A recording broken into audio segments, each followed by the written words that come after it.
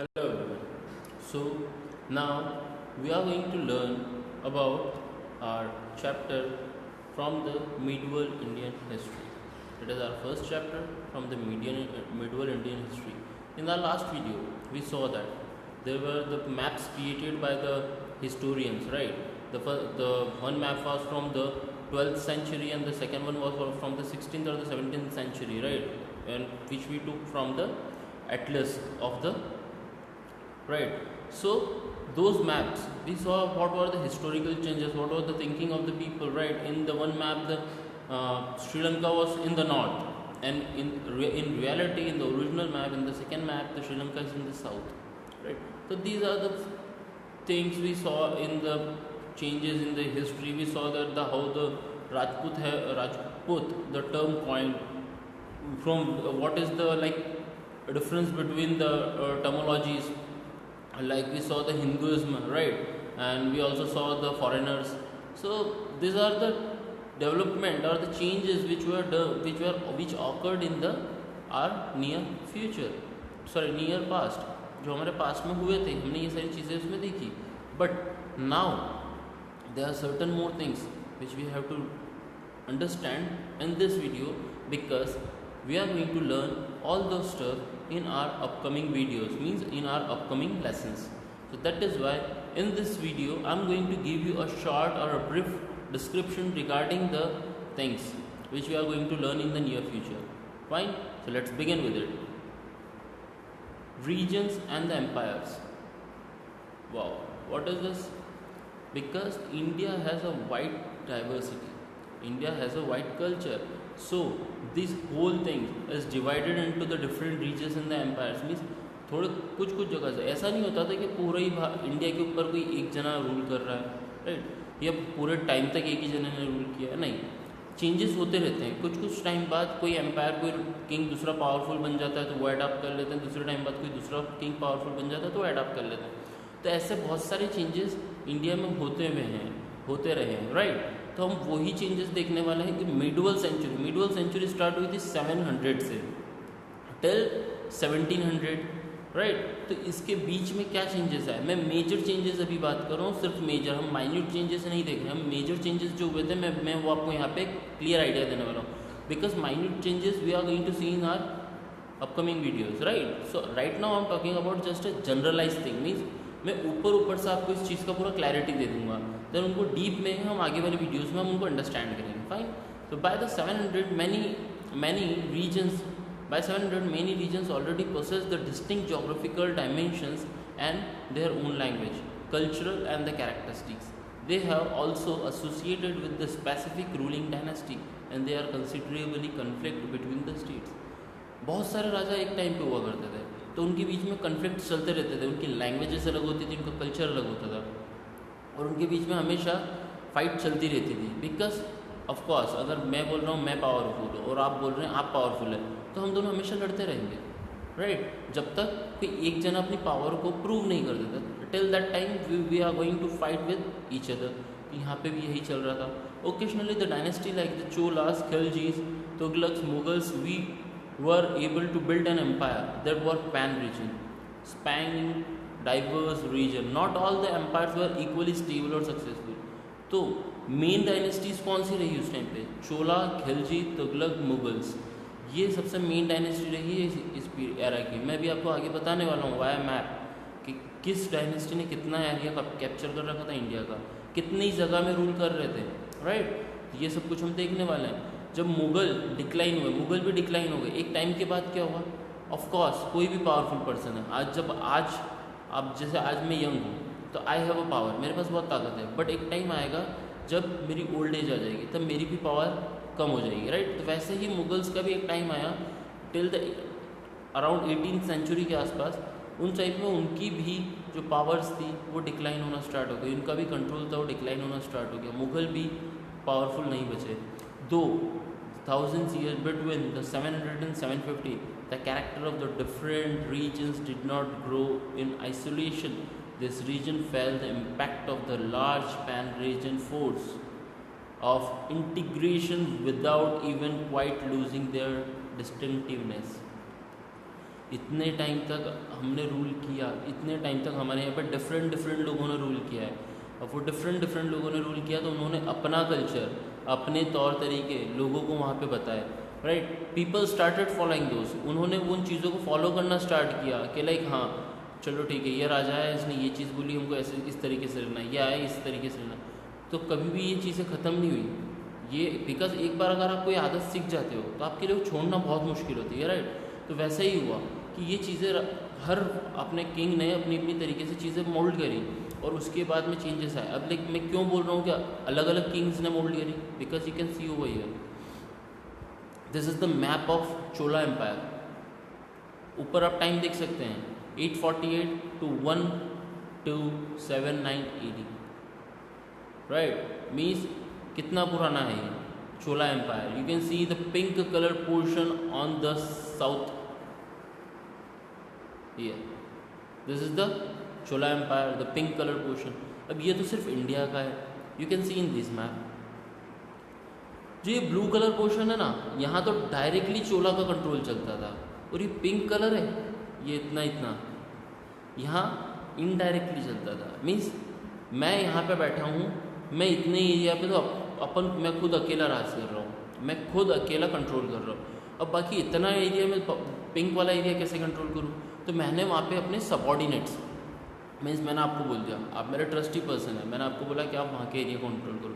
तो आप देख रहे हो इंडियन रूलर्स इतने ग्रेट थे कि चोला एम्पायर तो इंडिया के साउथ में है, बट इवन दो ये बाहर की कंट्रीज ही है, Vietnam, Laos, Mongolia, Philippines, Malaysia, Singapore, ये सब ये वाली कंट्रीज़ है।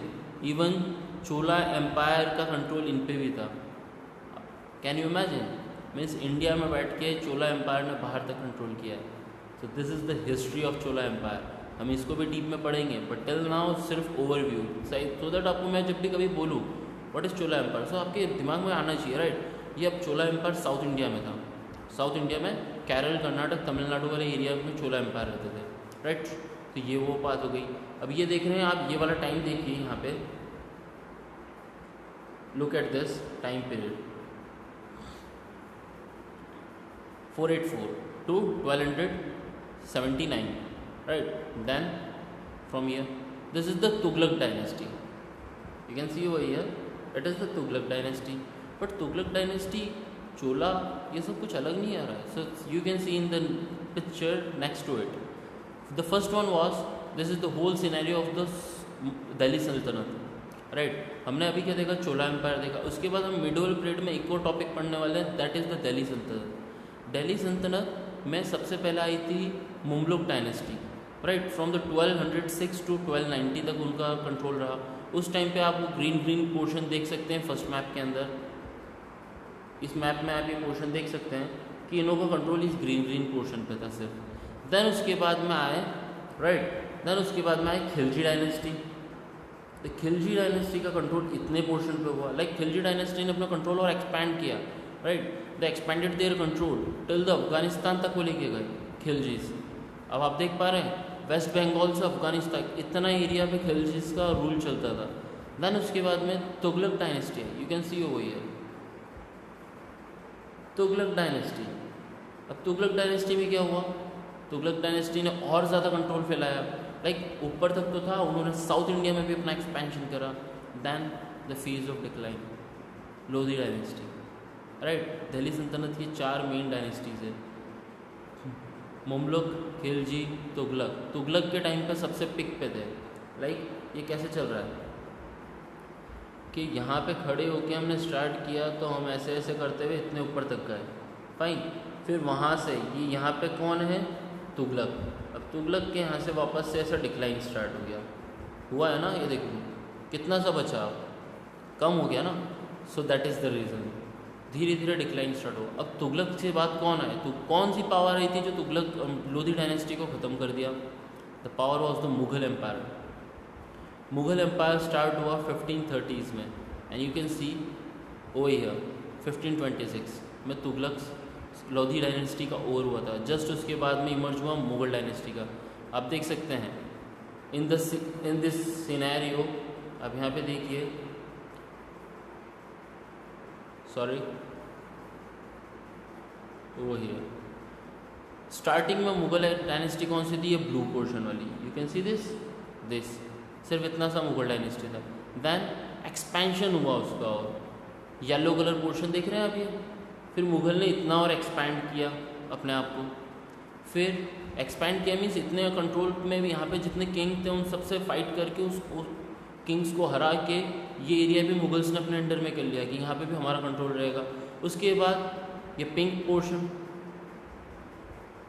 यहाँ पे भी मुगल्स ने फाइट किया एंड फाइट करके they also gain the control of this area then so and then the expansion till the Babur area, this green area under the Afghanistan, Mughals ने वहाँ पे भी अपना कंट्रोल लिया। So you can see the greatness of the Mughal empire also, they have captured almost the complete India under them, right.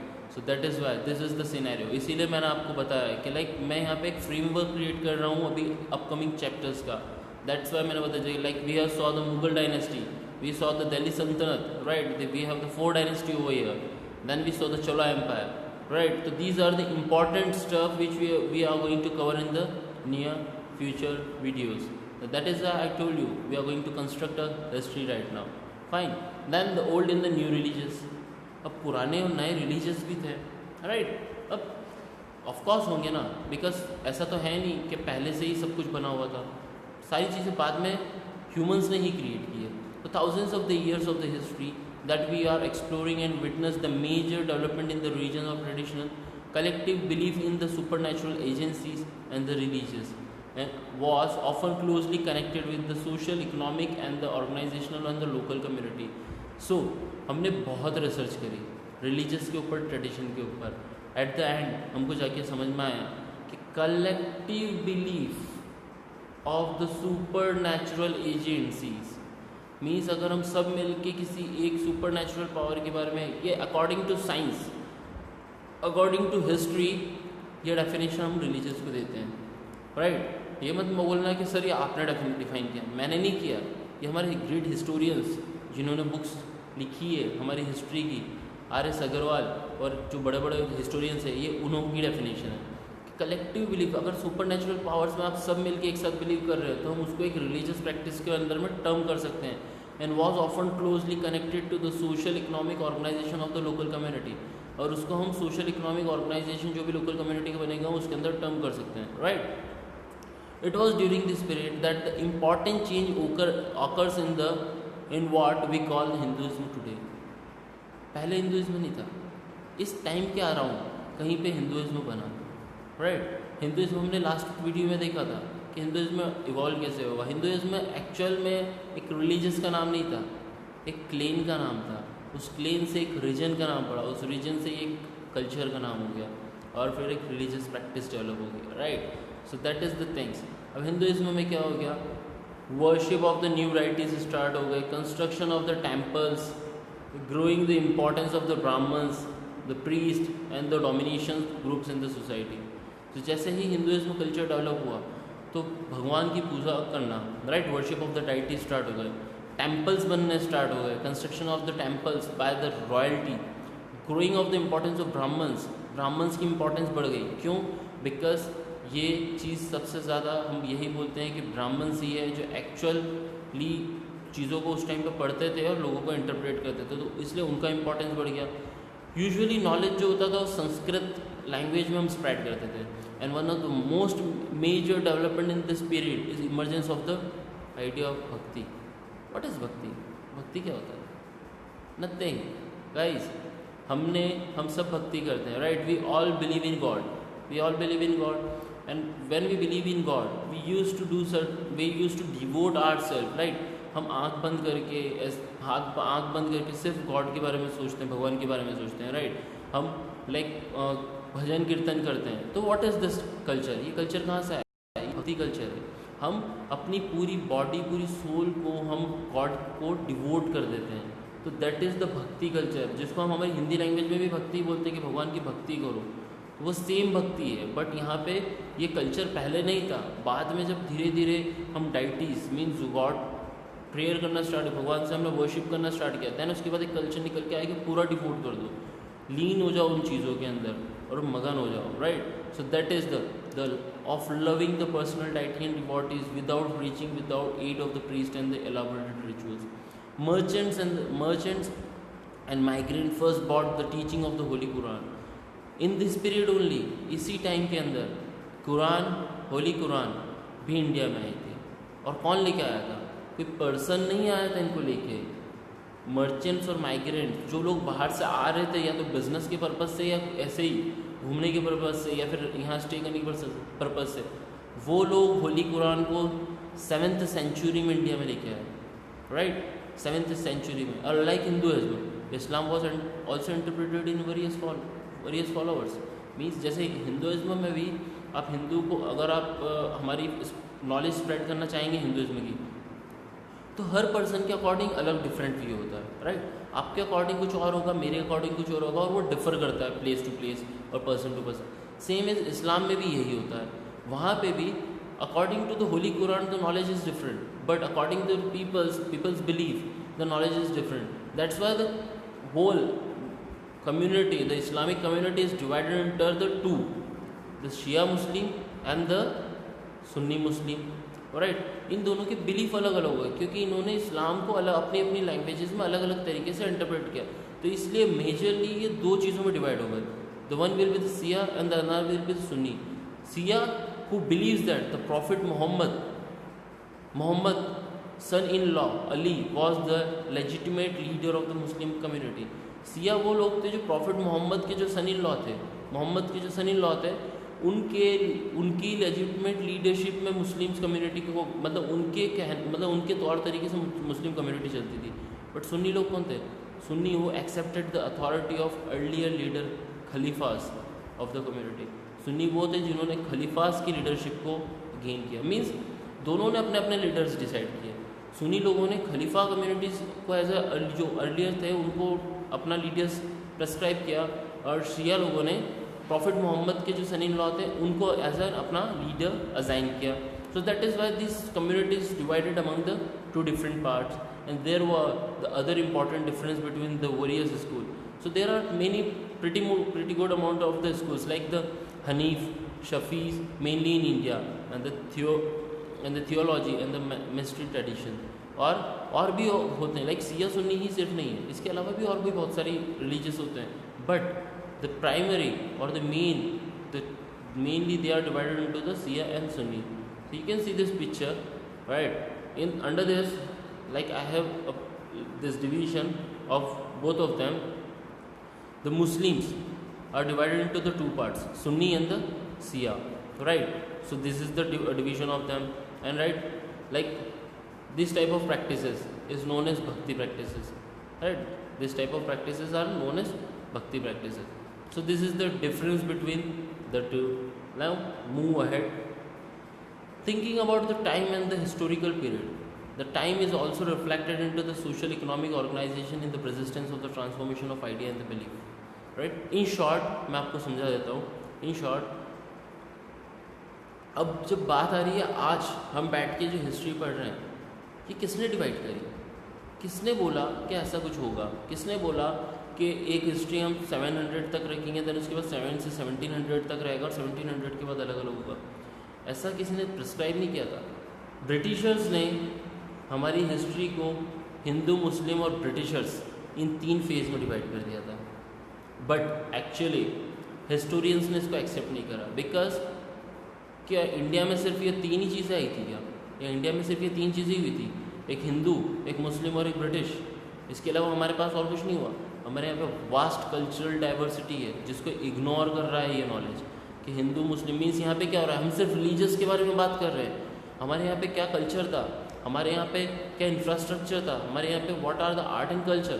We are avoiding that kind of things in the above scenario. That's why the historian adopted this division: ancient, medieval and modern, right? Ancient, medieval and modern.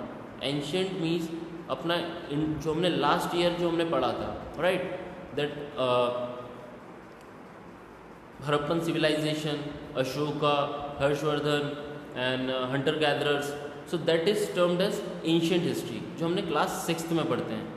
Then we have medieval history that we are going to learn this year, जो हम इस साल पढ़ने वाले हैं, like Mughal सल्तनत, Cholas, Rajput and all of them are considered under the medieval history. And then at the end, that is the modern history. Modern history means the phase of the British Empire in the India. So this is the short and the sweet description regarding the complete book, and I hope everything is clear, everything is sorted, right? If you like the video, then please subscribe the channel so that you can get the updates as soon as possible. Okay, so thank you, have a nice day, take care.